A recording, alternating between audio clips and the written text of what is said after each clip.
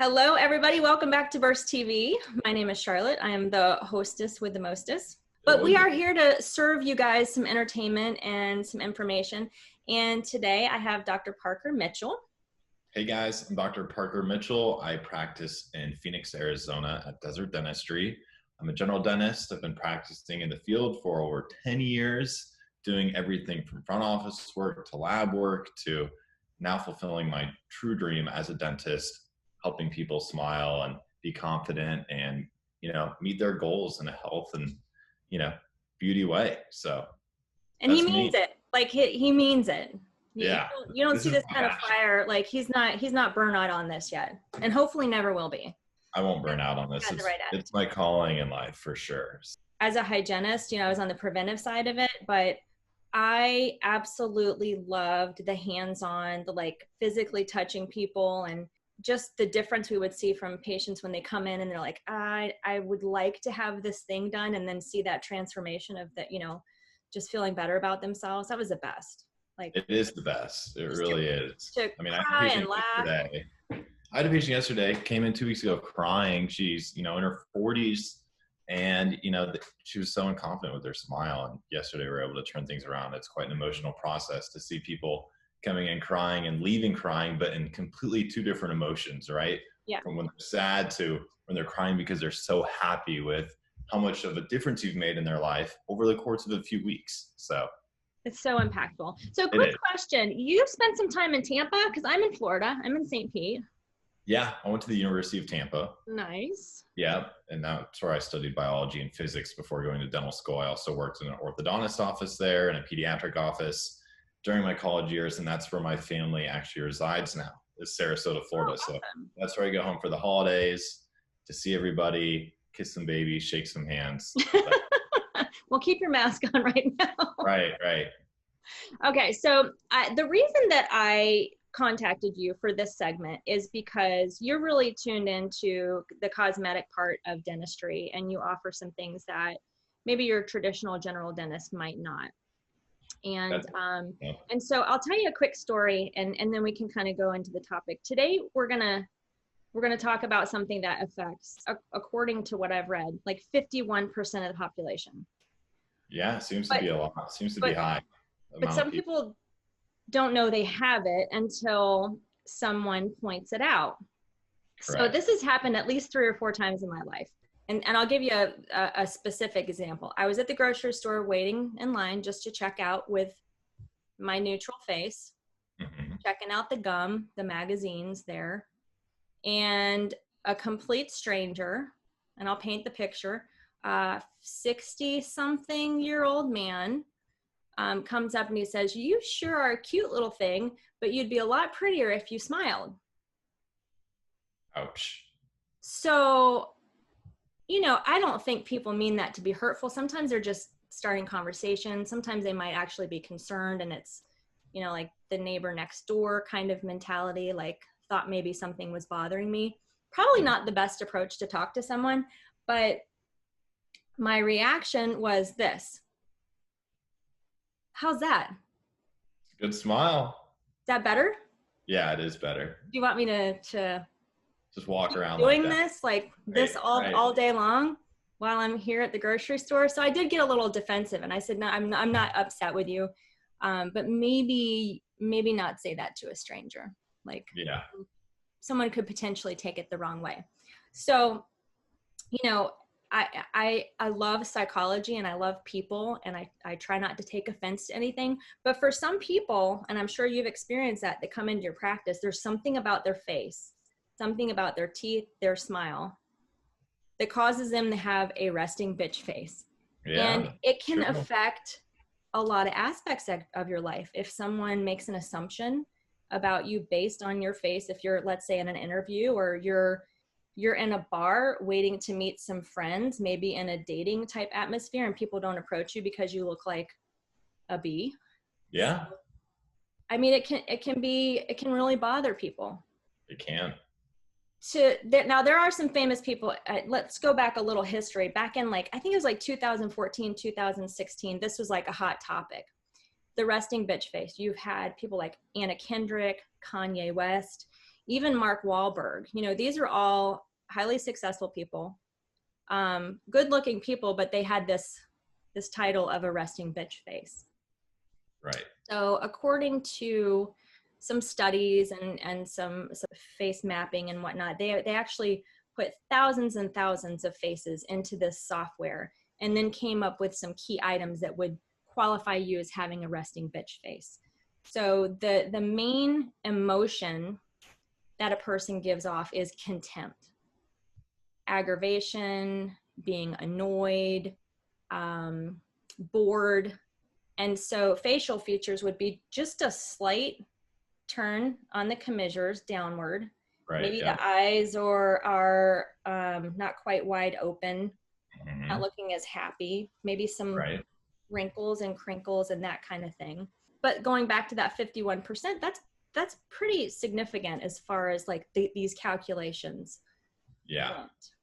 Right. It seems like there's a lot that is involved in categorize somebody that may or may not have this face, including the mouth, the eyes, and to go on what you said are the folds around your mouth as well. So, you know, there are multiple things that people can take as getting this contempt, you know, vibe off that are making them look like they may be less happy than they actually are. So, now, have you ever been accused of having a resting bitch face in a roundabout kind of way, or has anybody ever said to you, "Are you okay?" when you were in your mind just fine and happy? You know, I tend to give off pretty happy, positive vibes all the time, but I've definitely been around people that have had those accusations. Yeah. You know, and they don't mean anything of it, and you know, they hate to hear it, but luckily we can talk about some solutions for that. Yeah. So let's just dive into that. So I want to break it down into two main topics, and that would be like tooth related things. And then we'll go into a second part of it. But hard structures, what can you do as a dentist to fix those little things that we were talking about? So I think a lot of it comes down to confidence with your smile. And there's a lot of people who aren't, you know, it could be as little as straightening out some lower front teeth. But, you know, the orthodontics, a part of it is always a good foundation to start from. If you've never had orthodontics or you've ever considered it, it's something that would be a great starting point for somebody that may be, you know, without a very confident smile. These get everything straightened out, positioned, because, you know, things like you wouldn't realize your canines, for instance, really support your lips up top and on the bottom, and the profile of which. So if you look at somebody from the side, straight on, or even at an angle, your canines play a major role in bringing lip structure out and forward and keeping them up high as well.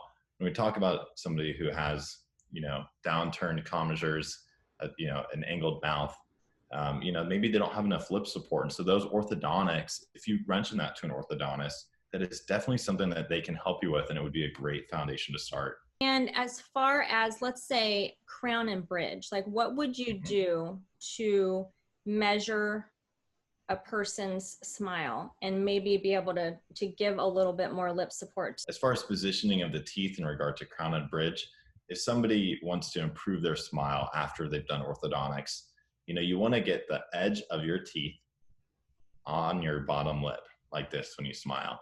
Okay.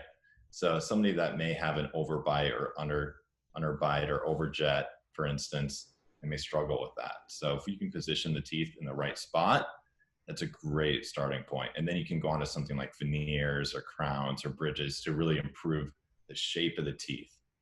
If you can knock those two things out, the orthodontist and the cosmetic dentist, those would be two huge items to help somebody improve their confidence so that they carry a smile more often. Perfect.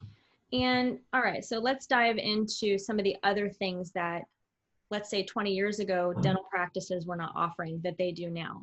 Yeah, so Botox, it's a botulism toxin. It basically temporarily causes paralysis in the muscles that you injected in.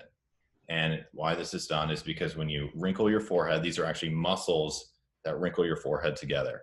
Okay, and that's what causes the wrinkles over long-term use of, you know, those particular muscles. So when somebody has a downturned mouth like this, The grumpy cat. Mm-hmm. A grumpy cat, exactly, you actually inject Botox into the muscle that's causing it to turn down. Okay, and that would release that muscle so that your mouth could go back up again, because then you're not using that muscle that's pulling it down. And the reason why it stops wrinkles from showing is because you're not able to use that muscle anymore. For instance, on your forehead, if you once could raise your forehead like this, causing the wrinkles, you won't be able to do that once you get Botox, and that's why you Right. won't So have for me, I can't really create much of a wrinkle here, but right. these, Your 11s, yep. yeah. Your 11s or your Sure, it's glabella, and squinting. that would be a different area you could treat. So you could treat your forehead, your 11s, crow's feet, wrinkles under your eyes. You can also treat a downturned mouth as well as your chin. I mean, the options for Botox are endless. And to kind of go off what we're talking about today is really having that downturned mouth, right? So in order to treat that, what I would do is I would place Botox in what's called the depressor angulus oris, and that would release the corners of the mouth to go back up. Then you also have what's called your mentalis right on your chin. Mm-hmm. You place some here, and that would bring your chin, your lip, bottom lip down just a little bit, and then you would have that curvy smile. Perfect. So Now, if how you think often about would you have to do this? Botox lasts anywhere from 4 to 6 months, depending on multiple factors, including your metabolism, how often you work out, how often you're using your muscles and your body processes this Botox. So Okay. I see roughly 4 to 6 months. It's completely different for each person. Okay. Yeah, Um, that's totally doable. Well, that's like with anything, whether you're doing like, let's say laser hair removal or tattoos or things like that. Like I've had my eyeliner tattooed. It yeah, doesn't stay. I've had it really done 3 times. It does not stay. interesting. Yeah. Yeah. So Do you I don't think know. that Maybe would maybe I should try some Botox and see how, if I just like shed this out and metabolize it too fast. maybe, yeah. I haven't heard the one about the tattoo fading out. That's interesting. Yeah, so that's pretty much it for Botox. Like I said, the options for Botox are endless. I mean, people use it to treat migraines. They use it to treat issues with their TMJ. Mm-hmm. Some people use it for cosmetics to help soften the profile of their chin. And how that works is you actually stop using that muscle, okay, and then your muscle atrophies. It gets smaller. Oh yeah, that makes sense. So when people have that little chipmunk cheek when they're working out and they're constantly working that Constantly muscle. clenching or grinding their Yeah. teeth, Yeah. if you place Botox there, that muscle will actually shrink because you're not using it anymore, and that's what gives somebody more defined or soften their Yeah. profile. That's So, amazing because that's not a cosmetic thing. These are like life changing. If you can get out of having a migraine or TMJ issues, then agreed. that's also another life changing process and service that you can offer. That's really Absolutely. fun. Okay. Okay, so what else could you possibly put in your face besides Botox? That one's pretty common. Okay. So, somebody has a resting bitch face. It could be from multiple reasons. It could be from lack of a confident smile, which we talked about correcting with orthodontics and cosmetic dentistry. Second could be something like overuse of your muscles, which you would treat with Botox. But it could also just be the natural geography of your face. Some people have deep folds coming down from their lips that go down, Mm-hmm. or they have some that come from their nose and go outwards. Okay, these are called folds. And what you can do is you can place filler in those areas to help bring them back out a little bit and soften the whole face. So that way they don't have a very defined lines and geography on their face, helping brighten their smile. Right. So instead of having a relief map, you can just bring that out just a little bit, just plump them up. Exactly. And some of that stuff just does happen, with time and gravity sets in. It does. It does. And there's not much you can do about it, just the normal mapping of your face. But there are options for people like that. So that's kind of a good place to start, is figuring out what would be best for you. And this is something you could talk to a cosmetic injector for fillers or Botox, your dentist, anybody, and kind of figure out what would be your best plan. So, Yeah, and I think it's good to find people that can work together to come up with a comprehensive plan. And we talk more about this. That's the one thing that's exciting about dentistry is like really interdisciplinary care yeah, and talking about the things that, why things are happening with your teeth and with your yeah, face and yeah. working together as a team to just have a better balanced life and feel better about yourself. Agreed. Yeah. Really cool stuff. So tell me about your YouTube channel.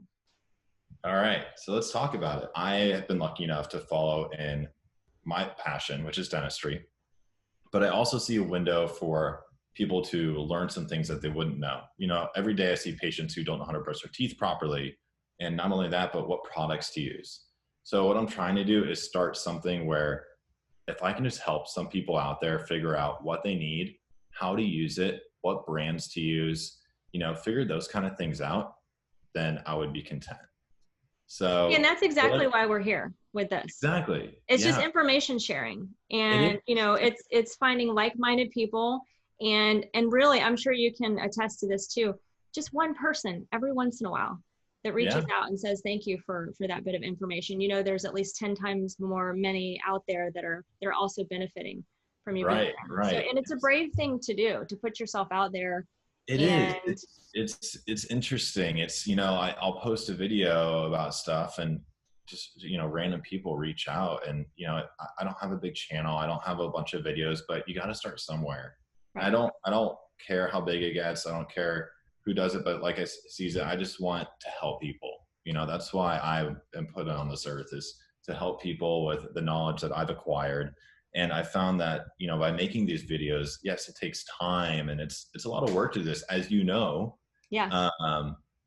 It's great to be able to help people while they're trying to figure it out themselves, because there may not be the information they're looking for out Yeah. there. It's definitely a labor of love, a labor It of, is. but It is. but So it's really rewarding. Thank you so much, Dr. Mitchell, for coming on today and spending some time with us. This is, you know, it's kind of a lighthearted topic at the surface, and people joke about this, but you know, having this fixed, if that's what you want to call it, really does make a positive change for people. And so I just want to let the general public know that this isn't something that you have to go see a plastic surgeon about. There are a lot of minor little tweaks that we can make with your teeth and with your smile, with the Botox and with the fillers, to just give you that little bit of edge, so you feel really confident to get out there and do your own YouTube videos. Right. Yeah. You know, and if anybody has any questions, I mean, go to any of my social media pages, shoot me a message, and I will reply. You know, figure out a good plan for you, who to contact. We can kind of work together. I mean, this is, like I said, this is my calling. This is what I love to do. And I want to help people like yourself. So. Well, you heard him. If you guys have questions or comments, I'm going to leave his information in the description below. If you guys like content like this, make sure to give us a little thumbs up and subscribe to the channel. This is information for dental professionals and the patients that they care for, or anybody that just happens to trip on this channel and they want to stay. Subscribe, and we'll see you guys next time. Thanks so much. Cool.